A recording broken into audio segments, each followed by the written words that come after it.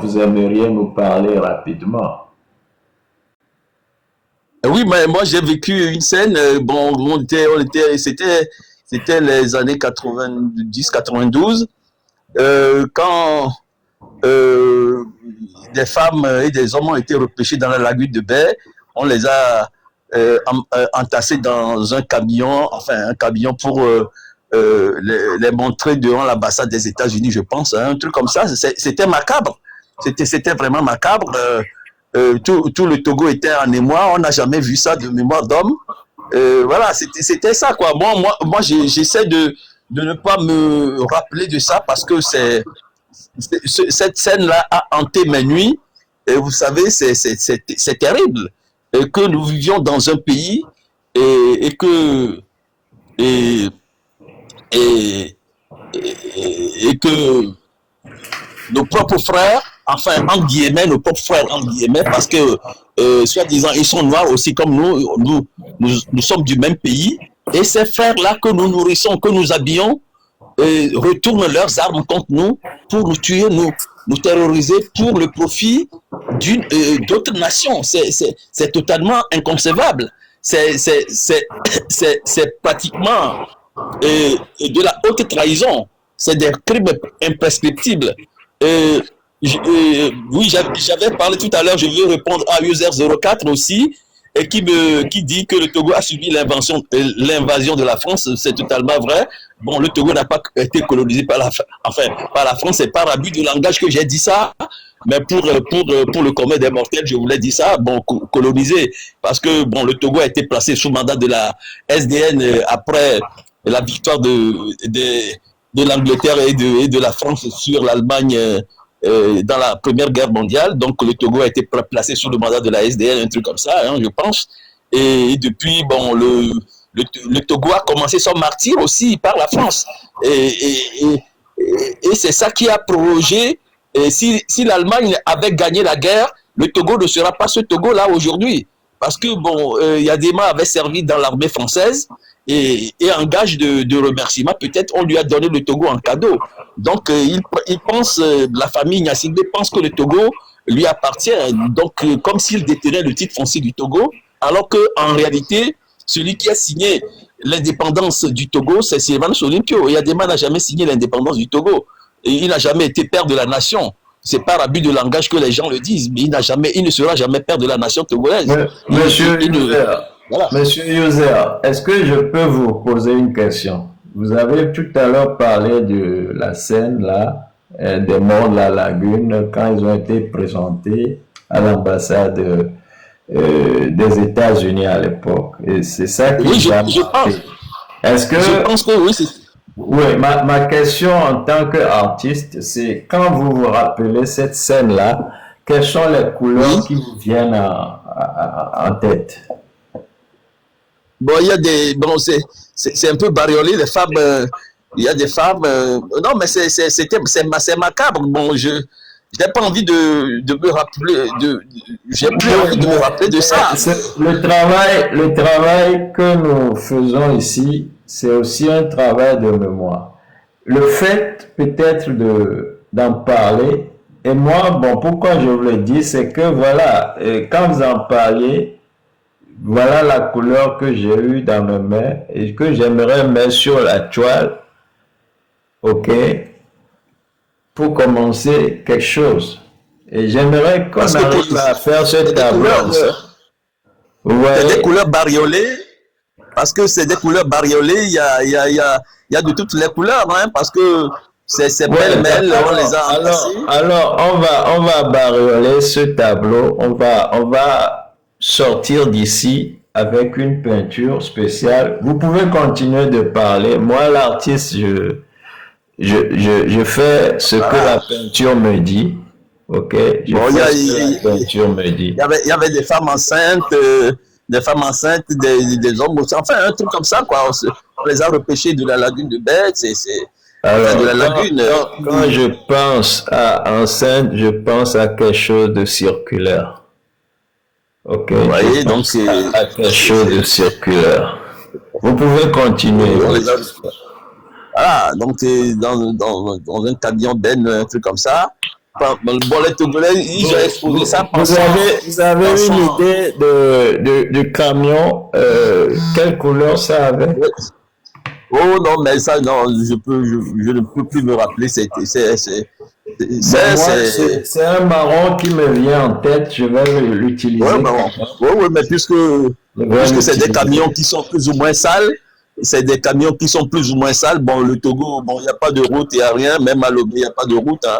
Donc, bon, c'est des camions qui doivent être un peu sales quand même, Alors, mais bon, on les a voilà la apportés dedans. couleur qui me vient, c'est du marron. Je vais essayer Et, de le ah, mettre. donc,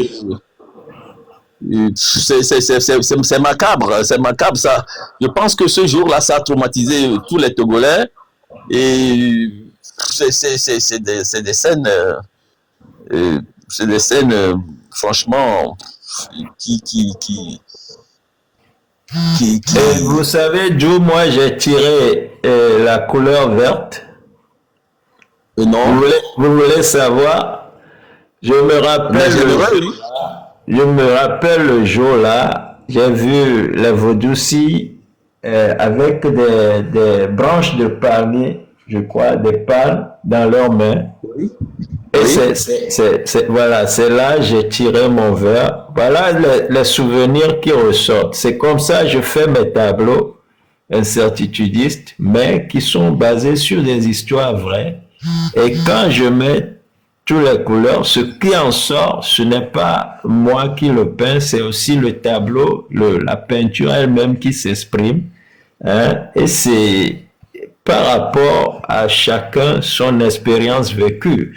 La manière dont vous avez vu les camions, comment vous avez vu les dames, tout ça, moi, je ne les ai pas vus comme ça. J'étais pas là, peut-être au même endroit que vous. Mais maintenant que vous m'en parlez, ça évoque des souvenirs et c'est ça que moi, en tant qu'artiste, je suis en train de sortir là de On mes... a, on a vu tellement de scènes macabres.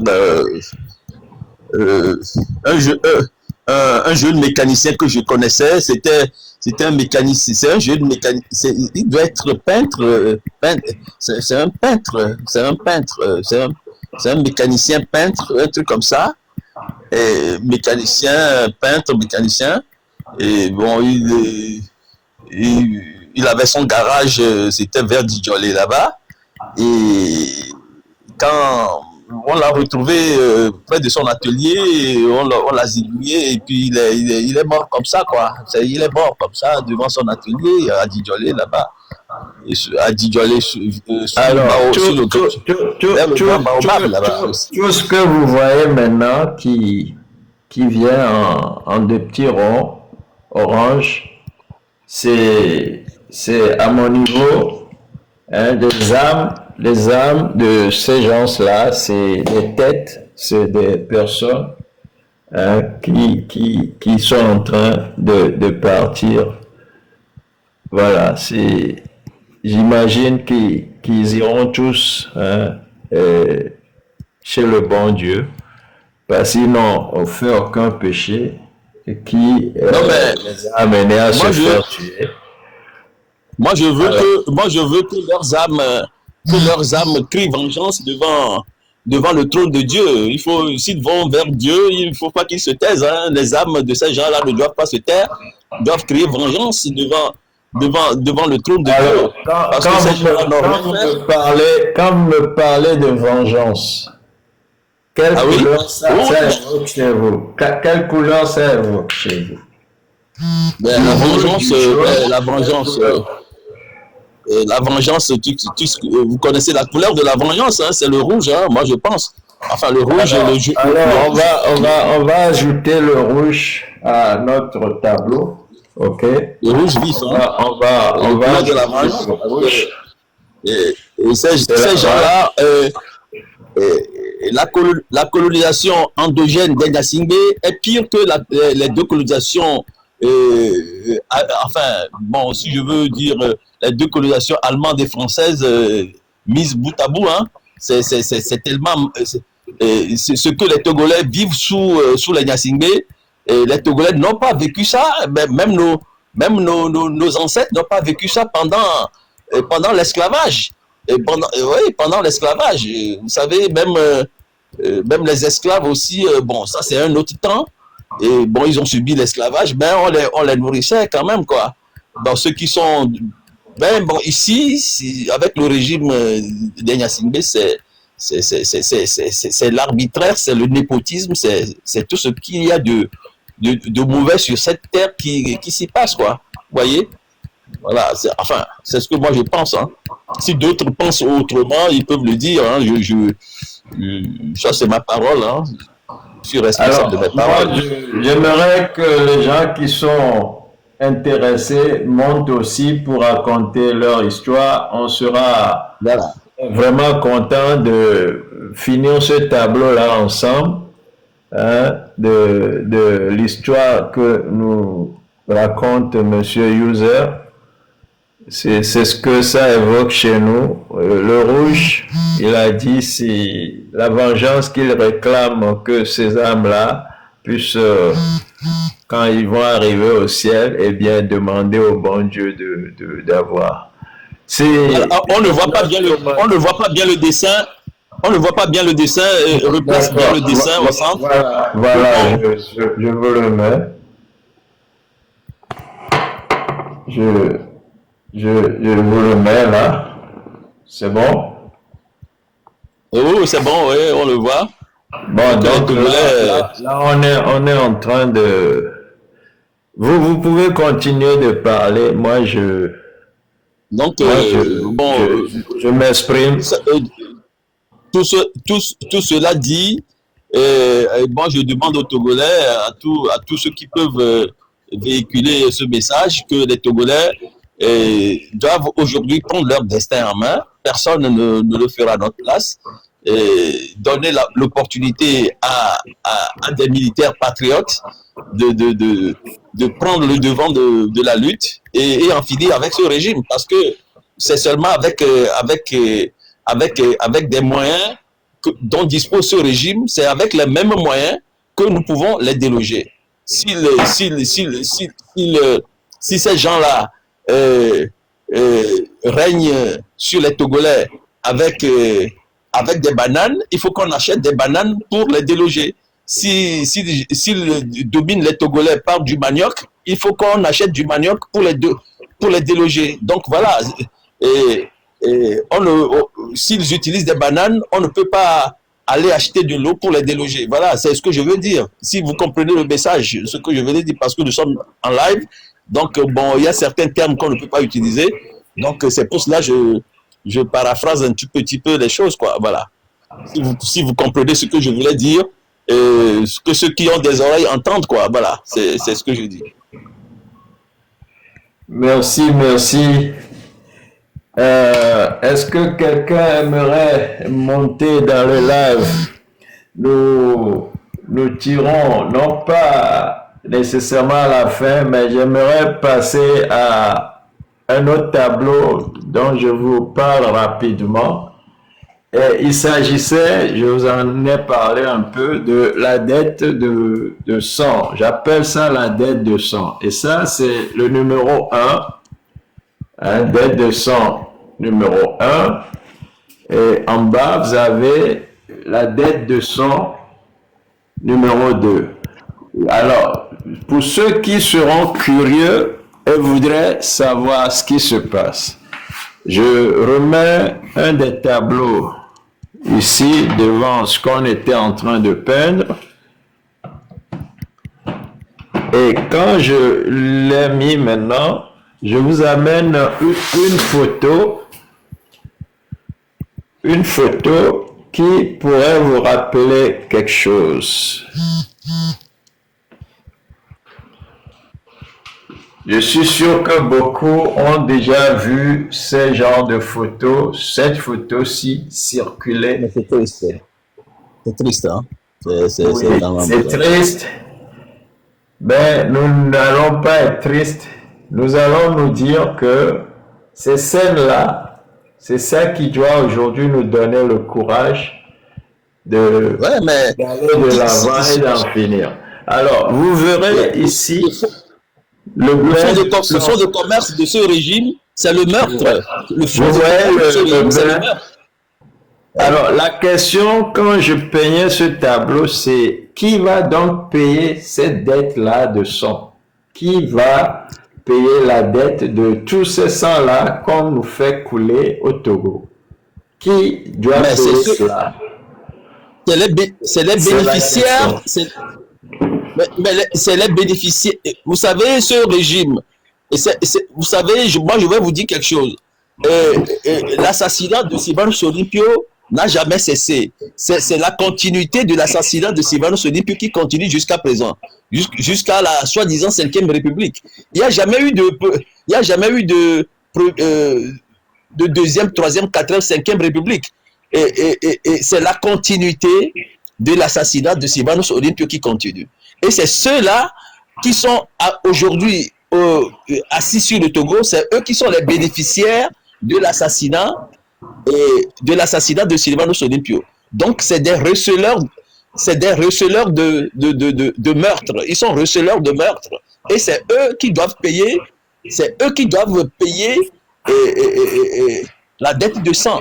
Ceux qui, de près ou de loin, ont soutenu ce régime jusqu'à ce jour, ou qui soutiennent ce régime jusqu'à ce jour, c'est ceux-là qui doivent payer cette dette de sang.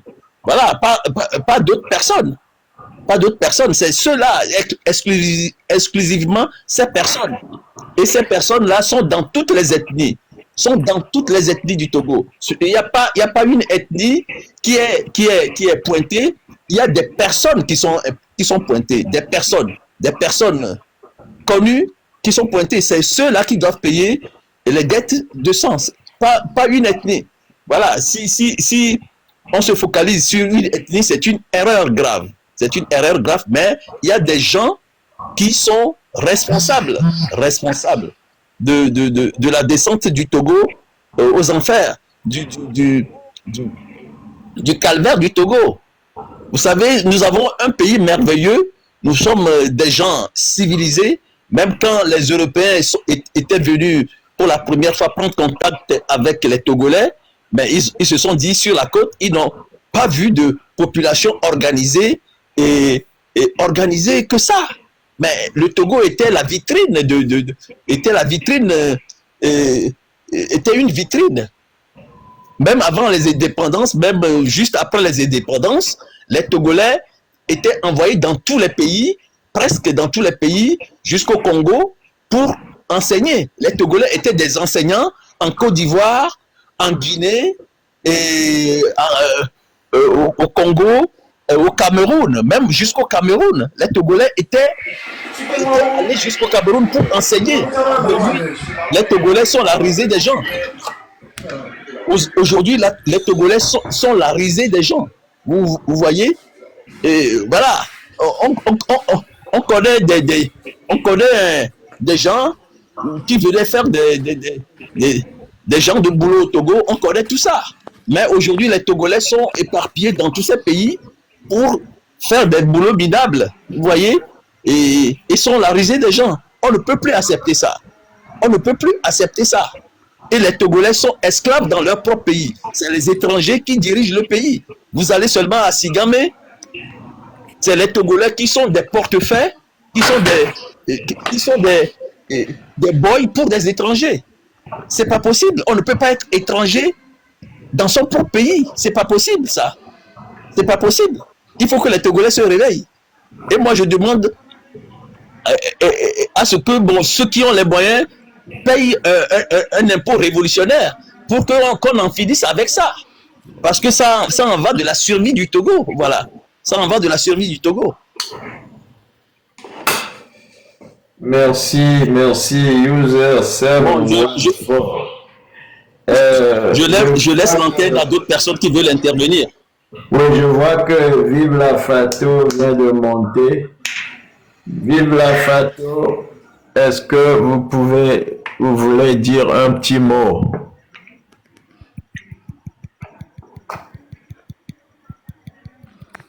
Qu'est-ce que cela vous inspire? Oui? Pas parler un peu plus fort. Vraiment, vraiment que la grâce de Dieu soit.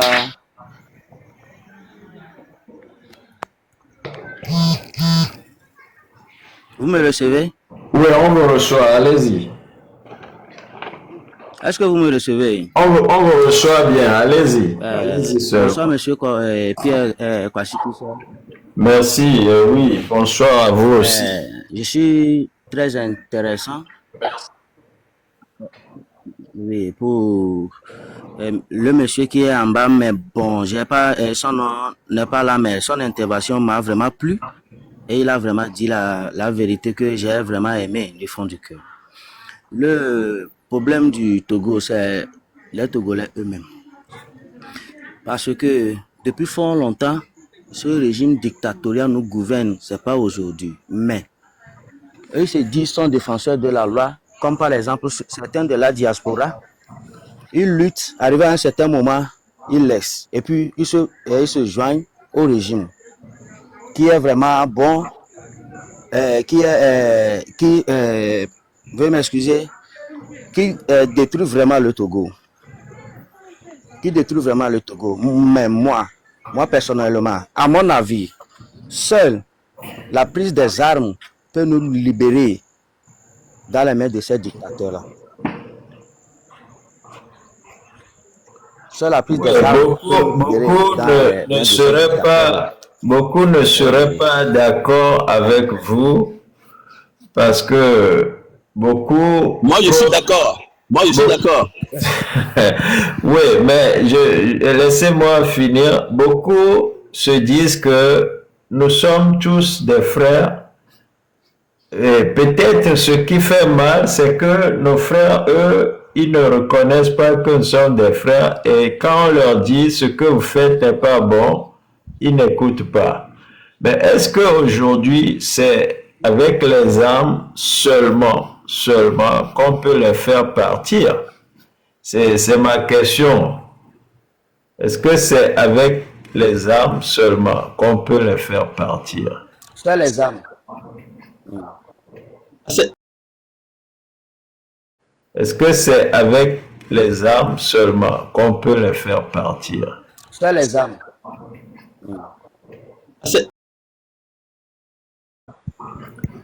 C'est seulement les armes qui peuvent les faire partir. Comme par exemple, je vous donne l'exemple de Monseigneur Podro. Il a vraiment lutté pacifiquement, mais le vieux, il a laissé sa vie dedans. Il y en a beaucoup d'hommes qui sont actuellement en Asie. Ils ne peuvent pas venir dans leur pays.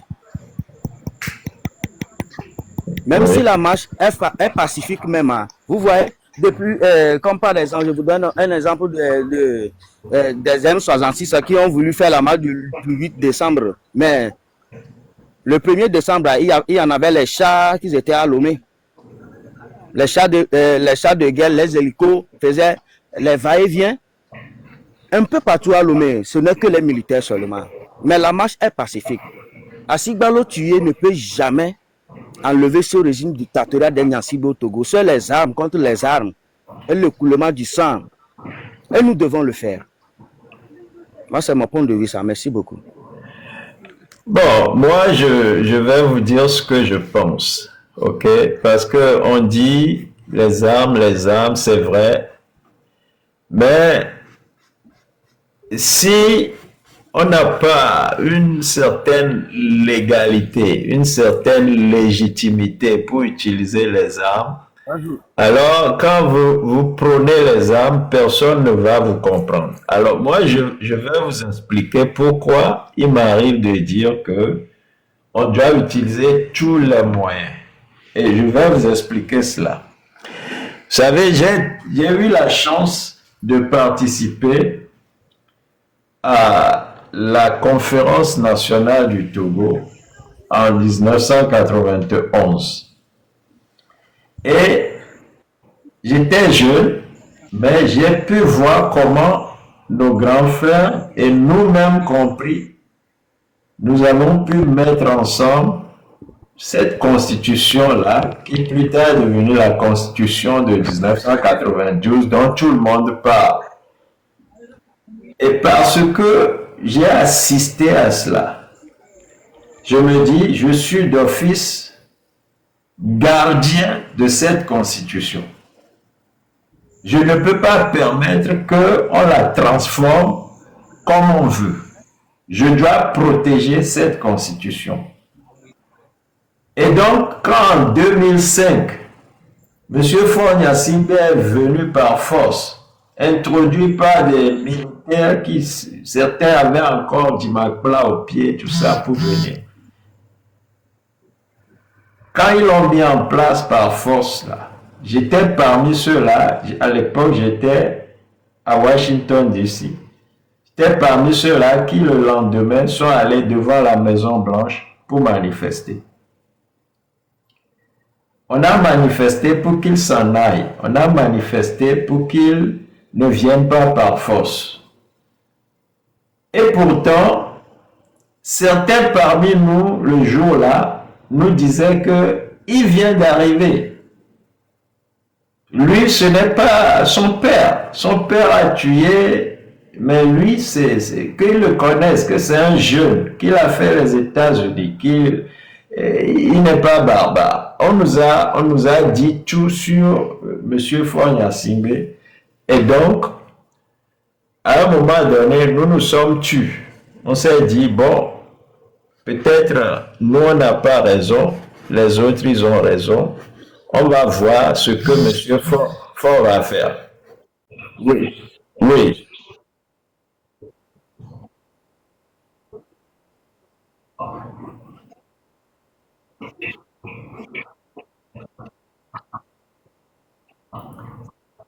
Légitimité. Il n'a aucune légitimité.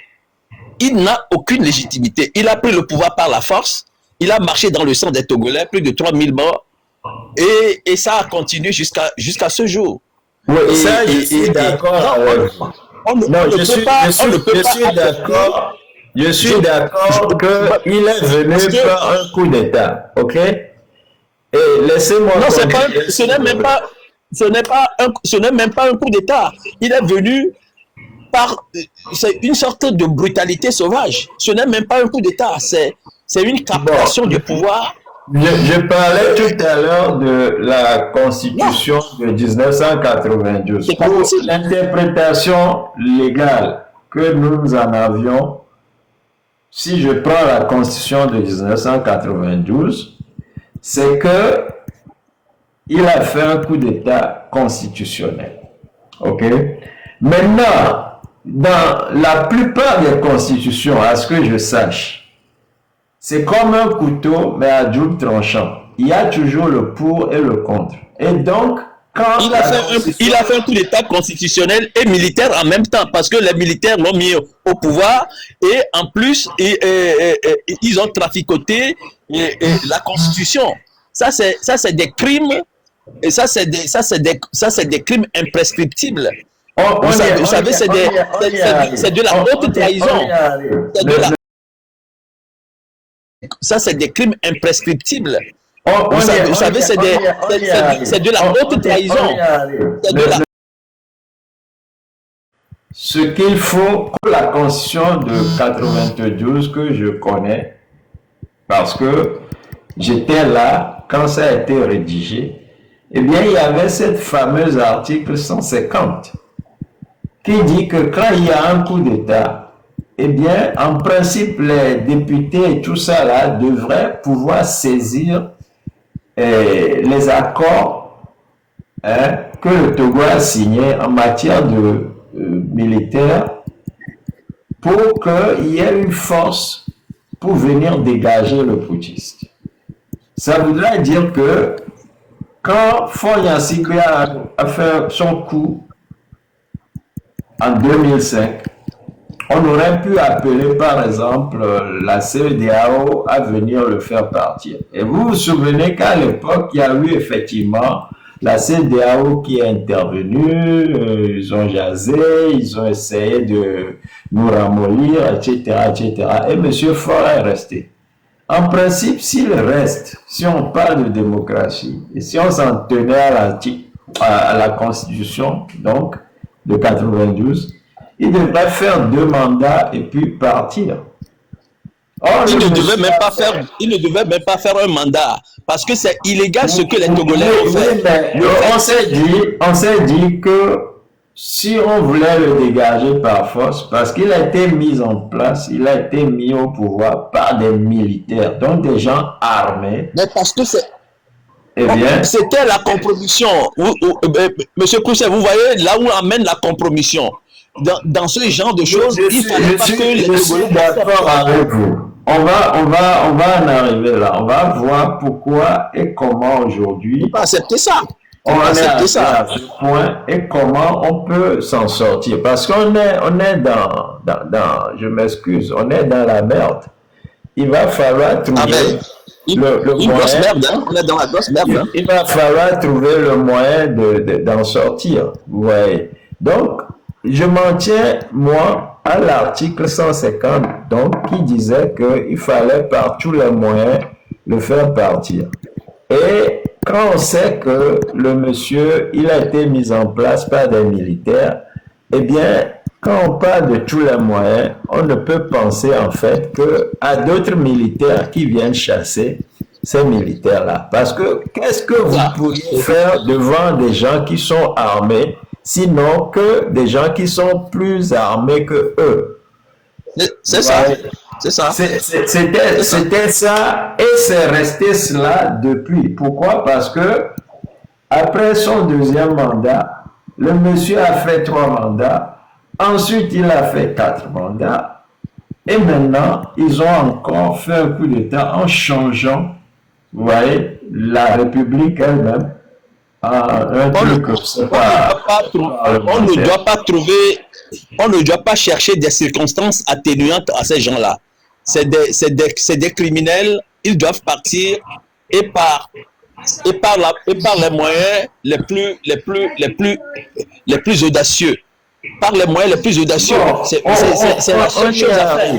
on y arrive. Quelles que soient les alliances que ces gens-là auront contractées, et il faut que les Togolais se mobilisent. Partout, tout Togolais doit savoir qu'il est soldat. Tout Togolais doit être soldat. Doit être soldat pour défendre son territoire. Ce ne sont pas seulement les militaires de carrière qui doivent se lever, c'est tout Togolais. Chacun doit pouvoir égratigner quelqu'un dans son quartier, dans son village, dans sa ville, là où il vit. Égratigner quelqu'un qui est proche du régime, qui profite du régime. Il y en a un peu partout au Togo. On les rencontre tous les jours, même à l'étranger. On doit pouvoir les égratigner. Et on doit les mettre en insécurité partout. Ils doivent se trouver en insécurité partout où ils se trouvent. Même dans leur maison. On doit tout faire pour qu'il n'y ait pas de quiétude de ces gens-là. C'est là que vous retournez à l'article 150. Cet article nous dit qu'il revient à chaque Togolais de s'organiser pour les faire partir. Et on ne vous interdit pas les moyens que vous pourriez utiliser pour les faire partir.